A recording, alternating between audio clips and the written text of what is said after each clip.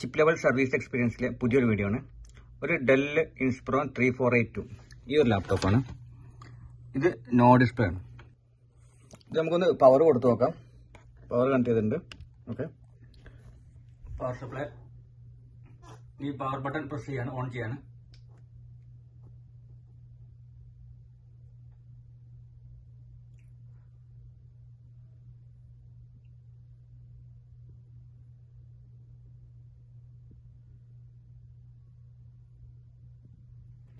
$230 ഒക്കെ വന്നു. ലാസ്റ്റ് 110 എത്തി നിന്നു. ഡിസ്പ്ലേ ഇല്ല.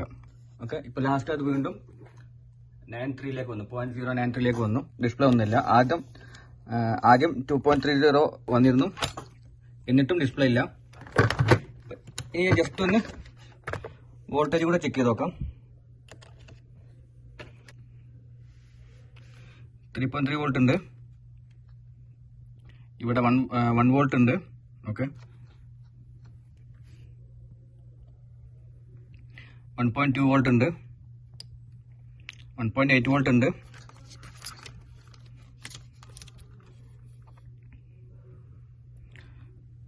0.7 വോൾട്ട്,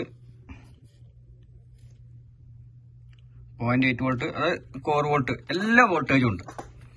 ഓക്കെ, സിസ്റ്റത്തിൽ എല്ലാ വോൾട്ടേജും വന്നിട്ടുണ്ട്, എന്നാൽ ഡിസ്പ്ലേ വരുന്നില്ല. ഞാൻ ഏതായാലും ആദ്യം ഇതിന്റെ റാം ഒന്ന് റിപ്ലേസ് ചെയ്ത് നോക്കി. സെയിം പ്രോബ്ലം ആണ്, വന്നിട്ടില്ല, ഡിസ്പ്ലേ വന്നിട്ടില്ല. സിമോസ് ബാറ്ററി ഒന്ന് റിമൂവ് ചെയ്ത് നോക്കി, എന്നിട്ടും ഡിസ്പ്ലേ വന്നിട്ടില്ല. ഞാനിപ്പോൾ ചെയ്തിട്ടില്ല കേട്ടോ. ഓക്കെ, ഓൾറെഡി ചെയ്തതാണ്, അതുകൊണ്ടാണ് വീണ്ടും കാണിക്കാത്തത്. ഇനി ചെയ്യാൻ പോകുന്നത് എന്താണെന്ന് വെച്ചാൽ, ഇപ്പൊ എല്ലാ വോൾട്ടേജും വന്നിട്ടുണ്ട്, ഏകദേശം എല്ലാ വോൾട്ടേജും വന്നിട്ടുണ്ട്.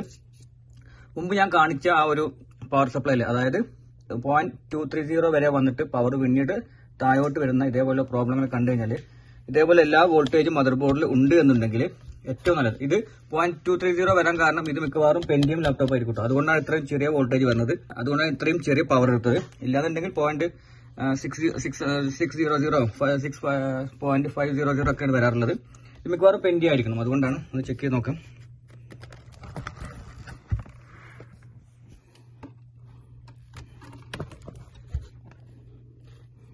ഇതിൽ കൊടുത്തിട്ടില്ല.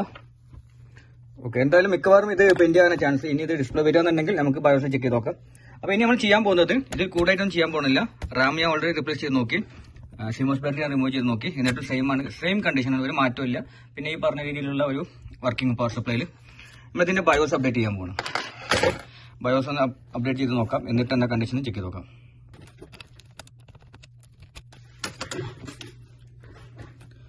ഇതാണ് ബയോസ് ചിപ്പ്.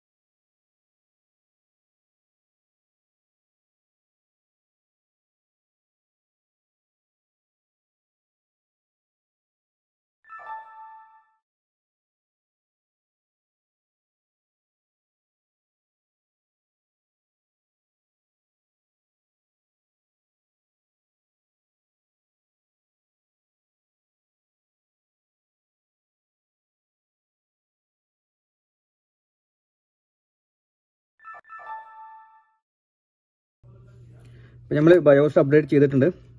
ഇനി ഒന്ന് ചെക്ക് ചെയ്ത് നോക്കാം.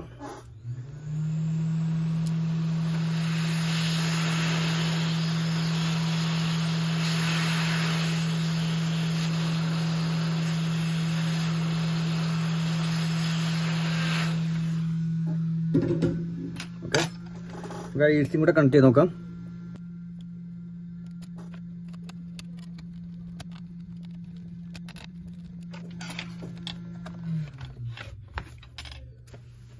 പവർ കണക്ട് ചെയ്യാം.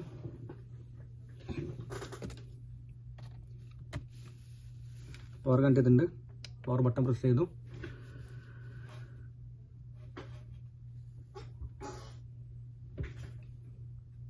സിസ്റ്റം ഒന്ന് റീസ്റ്റാർട്ട് ആയിട്ടുണ്ട്.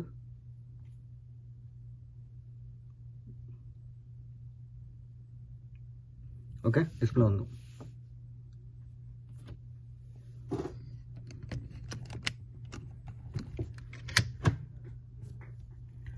ഡിസ്പ്ലേ വന്നു. ജസ്റ്റ് ഒന്ന് ബയോസ് ചെയ്തു, അത്ര മാത്രമേ ചെയ്തിട്ടുള്ളൂ. ഓക്കെ, ഇനി ഞാൻ അത് കീബോർഡ് കണക്ട് ചെയ്തിട്ടില്ല. കീബോർഡ് കണക്ട് ചെയ്തിട്ട് ബയോസ് കയറി നോക്കാം ഏതാന്നുള്ളത്. തൽക്കാലം ഞാൻ അഡാപ്റ്റർ റിമൂവ് ചെയ്യുന്നുണ്ട്. എന്നിട്ട് ഞാൻ പവർ സപ്ലൈയിൽ കാണിക്കാം ഇതിൽ വരുന്ന വ്യത്യാസം. പവർ കണക്ട് ചെയ്തു. പവർ ബട്ടൺ പ്രസ് ചെയ്തു.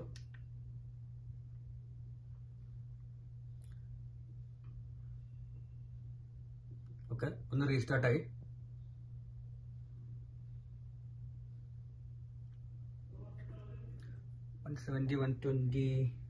ഓക്കെ, ഇപ്പോൾ ഡിസ്പ്ലേ വന്നു. ഓക്കെ, അതിനുശേഷം ഇപ്പോൾ 0.298, അതായത് ഇപ്പോൾ 0.299, അതായത് 0.30 വരെ എടുത്തു. ഓക്കെ, അപ്പോൾ ഇതിന്റെ ഒരു വർക്കിംഗ് കണ്ടല്ലോ നിങ്ങൾ. അതായത് ഇതിൽ ഏറ്റവും പറയാൻ ഉദ്ദേശിച്ചത് പവർ സപ്ലൈയിൽ എങ്ങനെ നമുക്കിതൊക്കെ മനസ്സിലാക്കാമെന്ന് കൂടി ഉള്ളതാണ്. സ്റ്റാർട്ടിങ് 230 വരെ വന്നിട്ട് അത് വീണ്ടും 120 എത്തി. മുമ്പ് നോ ഡിസ്പ്ലേ ആയിരുന്ന സമയത്ത് ഇപ്പോൾ അത് 100, 150, 200 അടുത്തേക്ക് എത്തിയിട്ട് കുറഞ്ഞിട്ട് വീണ്ടും 300 വന്നു. ഇങ്ങനെയൊക്കെയാണ് ഇതിന്റെ കറക്റ്റ് വർക്കിംഗ്. അപ്പോൾ ഇത് എക്സ്പീരിയൻസിലൂടെ നിങ്ങൾക്ക് മനസ്സിലാക്കിയെടുക്കാം. ഏതൊരാൾക്കും മനസ്സിലാക്കിയെടുക്കാം. കൂടുതൽ ചെക്ക് ചെയ്യേണ്ട ഒരു ആവശ്യം വരാതെ തന്നെ ഏത് ഭാഗത്താണ് പ്രോബ്ലം, ഒന്നെങ്കിൽ CPU-നാണോ റാമിനാണോ എന്നൊക്കെ എക്സ്പീരിയൻസ് കൊണ്ട് നമുക്ക് മനസ്സിലാക്കിയെടുക്കാവുന്നതാണ്. അപ്പോൾ കൂടുതൽ വീഡിയോസ് കാണുമ്പോൾ നിങ്ങൾക്ക് മനസ്സിലാക്കിയെടുക്കാം. ഇപ്പോൾ നമ്മൾ ചെയ്ത ഈ ഒരു ലാപ്ടോപ്പ് ഉണ്ടല്ലോ, ഇപ്പോൾ നമ്മൾ ചെയ്ത ലാപ്ടോപ്പ് ഇത് പെൻഡി ആണോ ഏതാ CPU എന്നൂടെ ചെക്ക് ചെയ്ത് നോക്കാം. കാരണം 0.30 പവർ എടുത്തിട്ടുള്ളൂ. മിക്കവാറും ചെറിയ CPU ആണ് ചാൻസ്. ഇപ്പോൾ ഞാൻ വീണ്ടും പവർ കൊടുത്തിട്ടുണ്ട്. ഓക്കെ, ഓൺ ചെയ്തു. ഇപ്പോൾ കീബോർഡ് കണക്ട് ചെയ്തിട്ടുണ്ട്. നമുക്ക് ബയോസിൽ കയറി നോക്കാം ഏതാണ് CPU എന്നുള്ളത്. അപ്പോൾ പെട്ടെന്ന് മനസ്സിലാവും.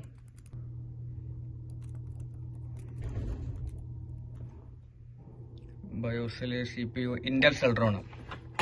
ഓക്കെ, CPU ഇന്റൽ സെൽട്രോൺ ആണ്. അതുകൊണ്ടാണ് ഈ പോയിന്റ് ഇത്ര എടുത്തുള്ളത്. ഇല്ല എന്നുണ്ടെങ്കിൽ 0.5, 0.500 അല്ലെങ്കിൽ 0.600 ഒക്കെ ആ ഒരു റേഞ്ചിലാണ് CPU എടുക്കാറുള്ളത്. അപ്പോൾ ഇതൊക്കെ സർവീസ് എക്സ്പീരിയൻസിന്റെ ഭാഗമാണ്. അപ്പോൾ ഇതേപോലെ ബയോസുമായി ബന്ധപ്പെട്ട കൂടുതൽ വീഡിയോസ് കാണുമ്പോൾ ഒരുപക്ഷെ നിങ്ങൾക്ക് കൂടുതൽ മനസ്സിലാകുമെന്നാണ് കരുതുന്നത്. അപ്പോൾ തീർച്ചയായിട്ടും ഇതുപോലുള്ള വീഡിയോകൾ വീണ്ടും പ്രതീക്ഷിക്കാം. അപ്പോൾ ഇന്നത്തെ വീഡിയോ നിങ്ങൾക്ക് ഇഷ്ടപ്പെട്ടു എന്നുണ്ടെങ്കിൽ നമ്മളൊന്ന് സപ്പോർട്ട് ചെയ്യുക, ചാനൽ സപ്പോർട്ട് ചെയ്യുക, ഒന്ന് സബ്സ്ക്രൈബ് ചെയ്യുക. പുതിയ മറ്റൊരു വീഡിയോ ആയിട്ട് വീണ്ടും കാണാം. Okay, by.